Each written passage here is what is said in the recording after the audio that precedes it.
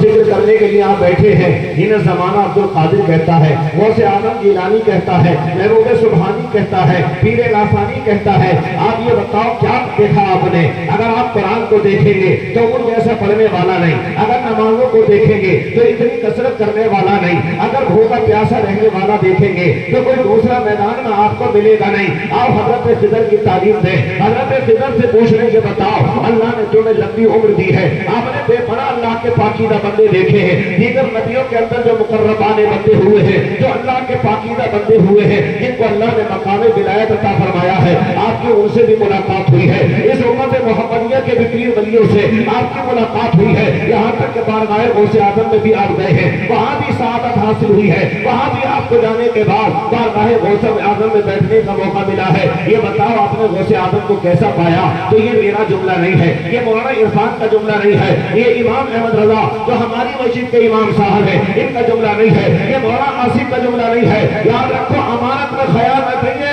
حضرت خضر کہتے ہیں میری آنکھوں میں پہلے سے لے کر بعد تک وہ جتنے آ چکے اب تک غوث اعظم سے بہتر ولی اپنی نظر میں دیکھا ہی نہیں ہے، جب میں نے دیکھا ہی نہیں ہے تو میں بیان کیسے کر سکتا ہوں؟ اسی جملے پر نظر پڑی ہے برائیے کے علامہ کی، تبھی تو کہہ اٹھے اے میرے آقا وہاں کیا مرتبہ ہے غوث بالا تیرا، یہ اونچے اونچوں کے سروں سے قدم بہت خوب بے شک۔ اور دیکھو ایک بات اور یاد رکھو، جس کا باپ اچھا ہو اسی کی اولاد اچھی ہوگی۔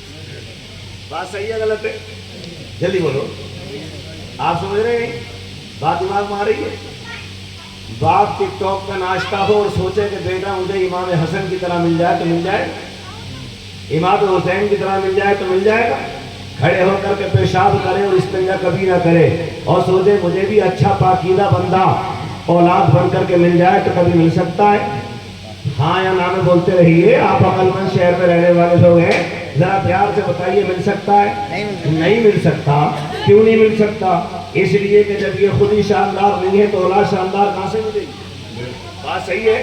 ہم لوگ اپنے آپ کو سمجھتے نہیں، اپنی کیریکٹر کردار اور اخلاق کو سنوارتے نہیں اور سمجھتے ہیں کہ ہمارے رتبے بڑے ہو جائیں، تو یہ معاملہ ایسے نہیں ہوتا ہے۔ آپ اندازہ لگاؤ، اگر اناج اچھا نہ ہو تو پھل ہو نہیں سکتا، اگر زمین بہتر نہ ہو تو فصل تیار نہیں ہو سکتی، اگر پانی کی ضرورت ہو اور وقت پر پانی نہ ملے تو یہ چیزیں مل نہیں سکتی۔ جیسے زمین میں کوئی پودا نہیں اگ سکتا، ویسے ہی اگر باپ اچھا نہ ہو، ماں اچھی نہ ہو، زمین اچھی نہ ہو، اراد اچھا نہ ہو، کریکٹر اچھا نہ ہو، گھر اچھا نہ ہو، خاندان اچھا نہ ہو، تو ایسی جگہ پر اچھی اولاد بھی پیدا نہیں ہو سکتی۔ اور اگر اس حال میں بھی ہو جائے تو یاد رکھو یہ بھی اللہ کا کرم ہی ہے کہ اللہ پاک ایسی نعمت عطا فرما دے۔ مگر آؤ نبی میں یعنی مصطفیٰ جان رحمت علی طیت و ثنا کی شان یہ ہے کہ وہ ابر رحمت ہو کر کے برس رہے ہیں، اور مولا علی کی شان یہ ہے کہ وہ علوی فصل بننے کے بعد، مصطفیٰ جان رحمت کے غلام بننے کے بعد، ان کے بیٹے کہلانے کے بعد، ان کے داماد بننے کے بعد وہ ایسے اناج اور بیج بن رہے ہیں جن کی کوئی شام کا جواب نہیں ہے۔ یہ میرا جملہ نہیں، اعلیٰ حضرت کا جملہ ہے۔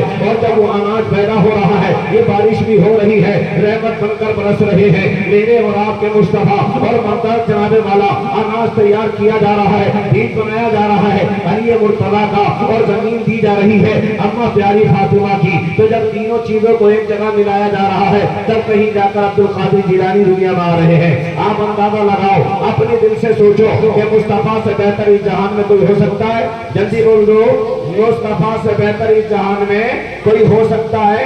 اگر کوئی ماننے ہو جائے تو سمجھ لو وہ ایمان سے باہر تو ہو سکتا ہے، لیکن کائنات میں مصطفیٰ سے بہتر دنیا میں کوئی ہو نہیں سکتا۔